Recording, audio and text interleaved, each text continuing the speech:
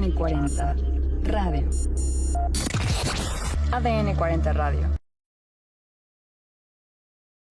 ¿Qué tal? ¿Cómo le va? Y como le habíamos prometido, tenemos a Moisés Resnick de vuelta con nosotros. ¿Cómo estás, Moisés? Muchas gracias, Neira. Increíble, feliz, muy, muy expectante por lo que va a hacer Dios en esta época en México. Creo que cosas increíbles van a suceder. No lo digo proféticamente porque no es ni mi ministerio, ni me siento profeta, pero sí creo que Dios se está moviendo padre y muy padre para México. Con esto que viene la Marcha de Jesús, viene la Pascua, y creo que algo está sucediendo espiritualmente en México positivamente. La Marcha de Jesús, ¿qué fecha me dijiste que era? La Marcha de Jesús es el 19 de abril. Nos vamos a ver a las 12 del día en el Monumento a Gandhi, ahí en Reforma, y se va a caminar hasta el Zócalo. O sea, hoy es 16, entonces el 19 de abril, en 2 días más. Exacto, dos días, okay. Casi 3 días más. Y en caso de que no quieras marchar porque no quieres o no quieres caminar, el concierto ¿cómo se llama? El concierto y las prédicas, viene Paul Wilbur, viene Ferrer, va a estar tocando Regina Resnick también, va a estar increíble. Empieza a las 3:30 de la tarde, entre 3 y 3:30, dependiendo que nos acomodemos, y terminamos a las 9 de la noche en el Zócalo. Y vamos a proclamar que Jesús es el Señor y que toda rodilla se doble en el nombre de Jesús para México. Ese va a ser algo increíble. Queremos juntar 200,000 personas en el Zócalo y por lo menos 500,000 en la marcha. Esa es nuestra meta. Amigas, ya pónganse de acuerdo, ¿no? Para estar, para ir, para visitar. Además, el Zócalo pues se pone re bonito, el ambiente espero que esté muy bien, que haya alabanzas, que haya buena palabra y bueno, pues sobre todo mostrar nuestro amor. Y sí, y va a ser un buen momento para evangelizar, un muy buen momento para reencontrarte y entender que independientemente de la denominación, no importa si eres católico, cristiano, judío mesiánico, mormón, testigo de Jehová, todos creen en Jesús. Entonces, independientemente de la diferencia, que haya unidad en la diversidad, y necesitamos que México se mueva hacia valores universales escritos en la Biblia. Pues vamos a estar viendo reportes acerca de ello, y justo pues está este tema de la Pascua, y yo quisiera que nos platicaras acerca de esta fiesta. Bueno, la Pascua es increíble. Yo creo que todas las fiestas son increíbles, ¿no? Las citas santas son increíbles. Pero la Pascua, primero es en el primer mes bíblico. Es importante entender que nosotros utilizamos un calendario grecorromano. Sí. El calendario grecorromano, sabemos que fue inventado, valga la redundancia, por los griegos y los romanos, e instaurado en el año 200 antes de Cristo y luego 200 después de Cristo. Ha habido reformas. El calendario judío es instaurado en el año 400 después de Cristo por Gilel. Entonces, la realidad es que el calendario bíblico dice que en Éxodo 12 dice, este será el primer mes del año.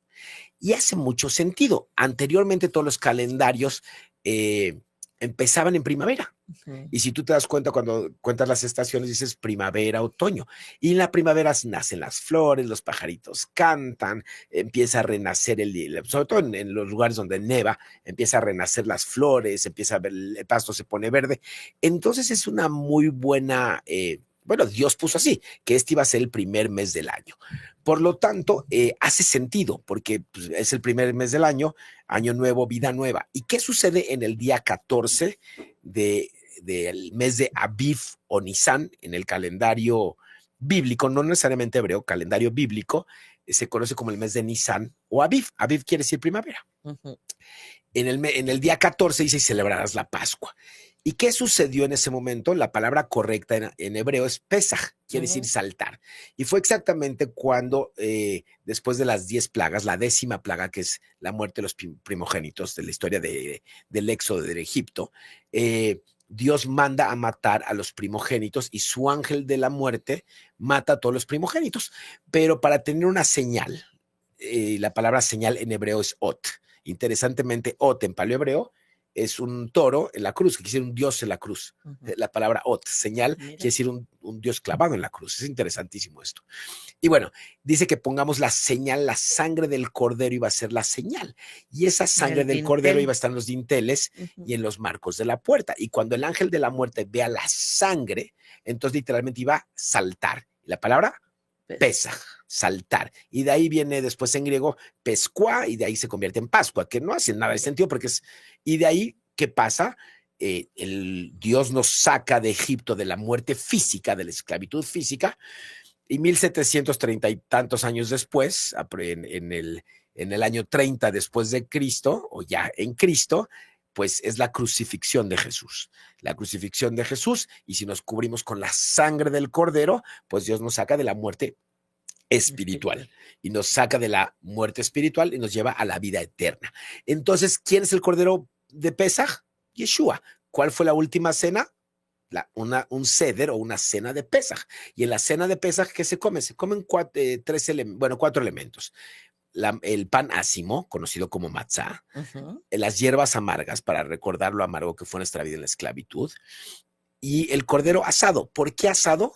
Porque va al fuego, porque Yeshua estuvo 3 días en el infierno, en el fuego. Y se toman las copas de vino, toman 4 copas de vino, que es la primera copa es la de santificación, la segunda copa es la copa es la de liberación, la tercera copa es la de redención y la cuarta copa es la de la alabanza. Y esos son los únicos 4 elementos que tenemos que tener en la cena de Pesaj, porque si empiezas a ver en el judaísmo, ellos ya le echaron el huevo duro y cosas ahí, de ahí sale el huevo de Pascua, todo bien pagano, la verdad, pero sí se han desviado. Y la idea, yo creo que Pesaj o Pascua, todas las fiestas son importantes, pero la vida con nosotros es antes de Pascua y después de Pascua, porque a través del sacrificio perfecto del Cordero, que es Jesús, Yeshua de Nazaret, pues estamos libres de la esclavitud del pecado y nos da una vida eterna. Y cuando nos sacó de Egipto, nos sacó de la esclavitud física. Todo lo que sucedía en el Antiguo Testamento o en el Tanaj era la sombra de lo que iba a suceder. Fíjate que ves en las películas, ¿no? Una que recuerdo, no sé si es la de Clint Eastwood o cuál, que están por acá cenando o comiendo en el Pesaj, ¿no? Y se ve en el Monte de los Olivos la crucifixión, Correcto. ¿no? Hoy en día, ¿qué hace el pueblo judío y qué tendría que estar haciendo el pueblo cristiano? Wow, esto es una muy buena pregunta y una pregunta sin duda compleja. Primero que nada, las fechas cambiaron cuando en el concilio de Nicea, con Constantino en el año 325, él se quiso separar totalmente del judaísmo. En el año 325 nace el catolicismo. Antes era judaísmo mesiánico, o judíos creyentes en Jesús, ya claro, con muchos gentiles a partir del año 132, como lo expliqué en mi libro, y cambia todo. Y entonces, ahora, si te das cuenta, en el calendario escolar tienes la semana de Pascua y la Semana Santa. La primera la Santa y después la de Pascua. Sí, exacto. O sea, la Semana Santa. ¿Y por qué? Porque Dios nos manda a comer 7 días panes sin levadura. Entonces, o sea, lo que no quiero ofender a ningún católico, ni mucho menos, pero que es, toman el judaísmo, hacen como un refrito, una combinación, sin ofender a nadie, claro, esto es históricamente. Hacen un revoltijo importante. Dios dice, comerás en la Pascua el día 14 y a partir del día, estoy hablando del 14 de Nisan, ¿ok? Acuérdense que son diferentes meses, de Nisan o Aviv, y a partir del 15 durante 7 días comerás panes sin levadura. ¿Por qué panes sin levadura? Para quitarnos el ego, que es la levadura, lo que nos infla. Ahora, ¿qué está haciendo qué debería hacer el pueblo cristiano? A mi punto de vista, celebrar la última cena exactamente como te lo acabo de explicar. Exactamente con esos 4 elementos. El vino, el pan ácimo, el cordero asado y las hierbas amargas. Nada más. Y recordar que Dios nos sacó de la esclavitud física de Egipto y después a través de la sangre del cordero tenemos la redención y el pago total por su sangre para no tener una muerte espiritual jamás y tener vida eterna. ¿Qué hace el judío? El judío no tiene a Jesús todavía en general. Yo sí tengo a Jesús, soy judío, pero en general, corporativamente, el judío todavía no cree en Jesús. Aunque habemos a lo mejor, no sé, 200,000 o 150,000 judíos mesiánicos, no sabemos el número exacto porque hay muchos de closet, la verdad. ¿Qué hacemos? El judío típico o no creyente en Jesús tiene una cena de Pesaj y tiene varios elementos no necesariamente bíblicos y leen la historia del Éxodo. ¿no? Ajá. Después, hay algunas cosas interesantes en la cena de Pesaj, conocida como Seder. Seder quiere decir orden. Sí, porque aquí dice qué elementos simbólicos se utilizan durante el Seder, pero eso es, ¿y qué representan? Sí, y bíblicamente solo tienen que estar estos. Desgraciadamente el judío le ha añadido muchas cosas. Por ejemplo, en lugar ponen un hueso de pollo en lugar de cordero. ¿Por qué? Porque es más barato, literalmente. No, ponen un huevo duro que porque representa el corazón endurecido del faraón. Pero es tan peligroso este tipo de cosas que son inventos rabínicos. De ahí sacan el huevo de Pascua a los gringos. No sé si has oído de que está el Easter Bunny en Sí. Estados Unidos. Es muy Ujú. famoso. No, para la gente que no sabe inglés, Easter de Pascua o de Semana Santa, Bunny, el conejito. Ajá. Y un conejito que pone huevos. El conejito no es ovíparo. Ujú, O sea, ujú. y van a buscar el huevo y dan premios. O sea, lo más alejado de Jesús posible. El enemigo confunde. Entonces, utiliza a los rabinos para confundir. Y luego la cultura no gringa que ahora decoran los Sí, huevos. Y ahora todo Semana Santa tiene que ver con buscar el huevo de Pascua. Cuando en realidad lo que tenemos que buscar es a Jesús en esta sí, semana. claro. En esta semana. Entonces, esos símbolos, los únicos símbolos que debemos de usar todos, cristianos y judíos, es el cordero asado, el pan ácimo o pan sin levadura, las hierbas amargas y la copa de vino. Nada más. Y bueno, entonces el recordar nosotros a Jesús, que murió en la cruz, que murió por nosotros, que derramó su sangre, eh, ¿cómo lo representamos? Porque hay mucha gente que se la pasa llorando, haciendo, ¿sabes? Todo este vía crucis, cuando tú qué simbolismo le puedes dar. Yo creo que es una fiesta amarga dulce. Es ¿Mm? una fiesta amarga dulce. Sí, sí, Es la muerte, pero nosotros tenemos la y sabemos resurrección. la Lo, resurrección.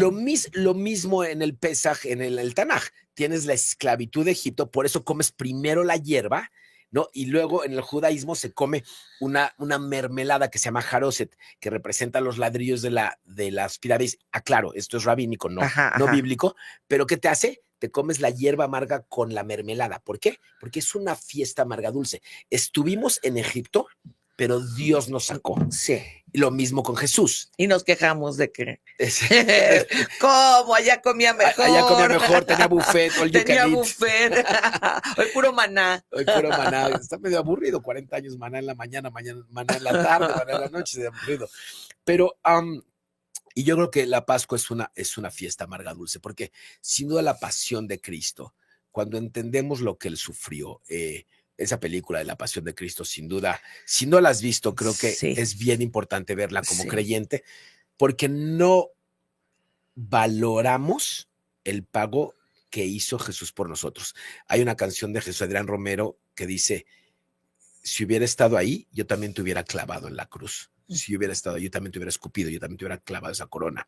¿No? Y la otra que dice, ¿qué sería de mí si tú no me hubieras encontrado? O sea, ¿qué pasaría si Jesús no se hubiera encontrado en nuestra vida? Seguíamos siendo pecadores. Entonces estaríamos muertos en vida. Y el pago que hizo Jesús por nosotros, a veces lo minimizamos. O sea, no entendemos físicamente. O no lo creemos. O no lo creemos. Porque seguimos dándonos de latigazos, Uh-huh. ¿no? Por algo que ya Dios pagó. Que Dios pagó y que además si hay verdadero arrepentimiento, que significa cambiar de rumbo, Teshuvah. si cambiaste el rumbo, pues ¿cuál es el sentido de seguirnos dando con eso? Lo que pasa es que hay cosas que son demasiado pesadas para nosotros. Por eso el perdón va en 3 líneas, ¿no? Yo perdono a los que me hicieron algo, pido perdón por ofender a alguien, pero también me perdono a mí mismo por lo que ya hice y ya dejo de cargar. Dice Malaquías, yo te perdonaré y aventaré los pecados al fondo del mar. Inclusive en la cena de Pesaj que hizo en Lucas 22 dice, y después de haber cenado, y esto es clave para la gente que entienda bien el orden del Seder de Pesaj, del orden de la cena de Pesaj, porque dice, y después de haber cenado, Jesús se levantó y tomó la copa. ¿Por qué es importante? Porque sabemos que la tercera copa se toma después de la cena. Es clave. Y es la copa de la redención. Y entonces él, haciendo referencia al libro de Jeremías en el Antiguo Testamento, dice, esta es la copa del nuevo pacto que hago con ustedes, que mi sangre es derramada por ustedes. Y en el nuevo pacto, en Jeremías 31 al 33, dice, y perdonaré sus pecados en un solo día. Y Yeshua está hablando que es la copa de la redención ahí. Y por lo tanto toma la tercera copa y dice, yo voy a pagar por ustedes. Esta es la nueva copa del nuevo pacto, de Brita Hadashah, del nuevo pacto, que esta sangre es derramada por ustedes y no volveré a cenar con ustedes hasta que regrese. Y ahí es importantísimo porque él está diciendo, yo soy la copa del nuevo pacto, voy a derramar toda mi sangre. Claro, los discípulos No y en entendieron. general, claro, y el pueblo de Israel no entendían porque estaban esperando un Mesías redentor, un Mesías que derrocara a Roma, que fuera rey, que impusiera la Torá como ley para todos. No estábamos pensando en un Mesías sufriente. Pero es claro que en el nuevo pacto, en Jeremías 31-33, insisto, dice, haré un nuevo pacto con la casa de Judá y luego con la casa de Israel. En ese nuevo pacto, no como el pacto que hicieron tus antepasados, sino un nuevo pacto con la casa de Israel. En el segundo versículo, saca a Judá del pacto. Si lo lees con cuidado, la primera dice Israel y Judá, pero en el segundo versículo solo utiliza Israel. ¿Qué quiere decir? Que iba a injertar a los gentiles a la casa de Israel para hacer un pacto con ellos. El nuevo pacto no estaba diseñado para el pueblo judío al principio. El nuevo pacto está diseñado para el judío mucho después. Era para alcanzar a los no alcanzados, a unas ovejas que no eran de su redil. Fíjate, ¿te imaginas esa última cena? Wow. En la cual él ya sabía que uno iba a correr, que el otro lo iba a negar, que el otro lo iba a entregar. Sí. Y estaba ahí amándolos. O sea, te imaginas tú que luego estás claro. en juntas y que dices, ay, esta cosa. Que, este cuate que me cae mal. No, y que ya sabes lo que hizo, ¿no? Estaba ahí compartiendo y todavía diciéndoles que con su sangre va a pagar. O sea, imagínate que el Hijo de Dios le lava los pies al que lo va a traicionar. Juan 13. Es impresionante. O sea, le lava los pies y le dice a Judas, haz lo que tengas que hacer. Y claro, cumple la profecía. O sea, claro que todo estaba escrito. Entonces es muy importante entenderlo. Y podemos juzgar a Judas, ¿no? Pero Judas forma parte clave del plan. O sea, la profecía que dice Zacarías que por 30 piezas de plata lo iban a vender, es una espectacular profecía numérica, porque to the dot, o sea, al centavo lo paga.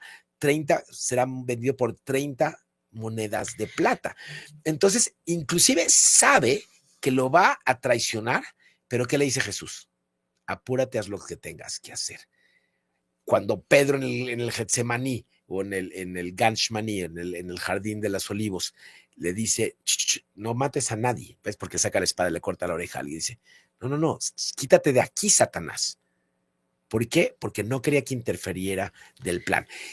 Y ha de haber sido súper doloroso, porque Dios le empieza a revelar a Jesús lo que va a suceder con él al final de su ministerio. Y claro, suda gotas de sangre, porque la crucifixión, insisto, la pasión de Cristo es una película que tenemos que ver porque tenemos que entender el dolor físico, porque Jesús en la tierra era 100% hombre. Ninguna película lo ha puesto como la pasión de... Como la pasión. O sea, sí, es tremendo. Mi mamá la sacaron directo al hospital, se le subió la presión. Es una película sumamente gráfica, pero creo que está sumamente bien hecho. Sí, está muy bien hecho. Porque creo que, insisto, minimizamos el pago que hizo Jesús por nosotros. Entonces, como que es muy diferente decir, Jesús pagó por mí, ¿no? Y dio su vida por mí, que verlo y sentirlo, sí, ¿no? Y verlo desangrado y latillarse. Entonces, yo creo que cuando tú ves la pasión de Cristo, valoras más el sacrificio de Jesús. Esa es mi opinión. Sí, lo entiendo. Y, oye, Moisés, digo, yo sé que Judas cumplió con una misión, no en esta. Sin embargo, lo que hizo después Judas de haber entregado, dado por esas monedas a Jesús, yo creo que si Judas no se hubiera colgado y hubiera ido a los pies, ¿hubiera que sido eso ya, perdonado? Pues ya es otra historia, ¿no? Ya hubiera sido, porque se hubiera cumplido de todos modos con la profecía. La profecía no hablaba de Judas, que tenía que morir. No, la profecía, bueno, es que dice que iba a aventar las monedas al a un pedazo de tierra que se llama el Jardín del Alfarero. Inclusive, cuando vayamos a Israel en el 26, te llevo ahí. Ajá. Te llevo ahí para que él veas. Y no hay nada construido hasta ahorita. Sigue siendo un terreno. Dicen, porque ese terreno Oye, está dime maldito. para que empiece a ahorrar. No, sí, vamos. 18 días nos vamos, ¿no? 18. Bueno, okay. Del 10 de septiembre al 18 de septiembre del 26. Ajá. Y va a estar increíble para la gente que está haciendo, luego se me contactan y vamos a Israel. Pero es un terreno muy interesante porque en Jerusalén es muy poco terreno, entonces el metro cuadrado es carísimo y ese terreno nadie lo toca. Está maldito desde hace. Y dice que aventaron ahí. Es donde cayeron. Donde cayeron las 30 monedas, porque dice, aviéntalos al templo y dice, no, este dinero está maldito. Y dice que aventó las 30 monedas de plata ahí. Está claramente profetizado. Sí. Y obviamente Judas no puede cargar con su culpa, que tanto termina ahorcándose, ¿no? Sí, claro. Y bueno, y yo no sé. O sea, si tú me preguntas, oye, ¿Judas es salvo o no? Yo te diría que no lo creo, pero no sé la misericordia de Dios. Eso ya le toca a Dios. No, eso no lo sabemos, ¿no? No, y además, bueno, yo sí creo, ¿no? Que si él hubiera cumplido con su pacto y después arrepentirse y llegar a los pies, sin duda, creo que ahí sí, sin duda hubiera sido salvo. Ahorita con la ahorcada yo no lo creo, pero bueno, eso ya le toca a Dios decidir. Y lo veremos, ¿no? Vamos a ver qué pasará. Antes de despedirnos, porque estamos viviendo esto, vienen estos días que le llamamos santos, donde la gente hace muchas cosas, ve la pasión y todo. Sin embargo, la gente se sigue quedando con ese cruz, que está muy bien que sepamos que Dios murió por nosotros. Sin embargo, poco gente habla de lo importante del domingo que nosotros de la resurrección. Primero, aclaro entender que sí fue en domingo. La resurrección sí es en domingo. Tenía que ser en el primer día de la semana, esas fuerzas. Fue sábado en la noche, que para sábado en la noche en el calendario bíblico ya es domingo. Pero la crucifixión no fue en viernes, es muy importante entenderlo. Si tu Biblia dice que la crucifixión fue en viernes, está mal. La crucifixión de Jesús fue miércoles, pero es un día de descanso, el primer día de descanso de la fiesta santa. Okay. Pero la palabra a veces es día de descanso en Shabbat, entonces ahí está la confusión. Jesús fue crucificado el miércoles, de miércoles a jueves un día, de jueves a viernes otro día y de viernes a sábado tercer día. Ahí está claro, y en mi libro lo explico muy bien. Pero lo más importante después de la resurrección es que después de la muerte, ¿qué hay? Vida. Y por eso es una fiesta amarga, dulce. Lo mismo sucede con la salida de Egipto. Estuvimos en Egipto, pero Dios nos saca de la esclavitud. Jesús muere y sufre y va al infierno 3 días, pero recupera y gana. Y en la fiesta de Bikurim, que es en primicias, que es exactamente, siempre cae en domingo Bikurim, porque es el día después del sábado, ¿qué pasa? Que Bikurim, que es la primicia. ¿Y quién es nuestra primicia? Yeshua. Él es nuestra primicia y Él nos da vida y vida eterna y Él venció a la muerte. Y el mismo espíritu que levantó de la muerte a Jesús, lo tienes tú, lo tengo yo y lo tienen nuestros radioescuchas. Y si no lo tienes, solo con recibir a Yeshua, a Jesús en tu corazón, tendrás el espíritu que levantó de la muerte a Jesús, te va a levantar a ti. Pues ahí está, ya sabe, ya oyó. Siga por favor en sus redes sociales a este hombre que la verdad es que, híjole, ¿cómo te siguen en las redes? Sí, ni me cuenta me doy, pero qué bueno, gracias a Dios. Gracias a Dios. Y bueno, pues también en la marcha, ¿no? Ya sabe, llegue usted al Zócalo o desde la salida en Gandhi, el sábado 19 a las 12 de la tarde en el Monumento a Gandhi. Caminaremos de ahí al Zócalo. Puedes unirte en la marcha a cualquier momento de Reforma o llegar directo al Zócalo a las 3 de la tarde. Pues perfecto. Muchísimas gracias por haber estado aquí. Y que tenga una espectacular semana. Igual. Y ya sabe usted, de la abundancia del corazón, habla la boca. Nos escuchamos.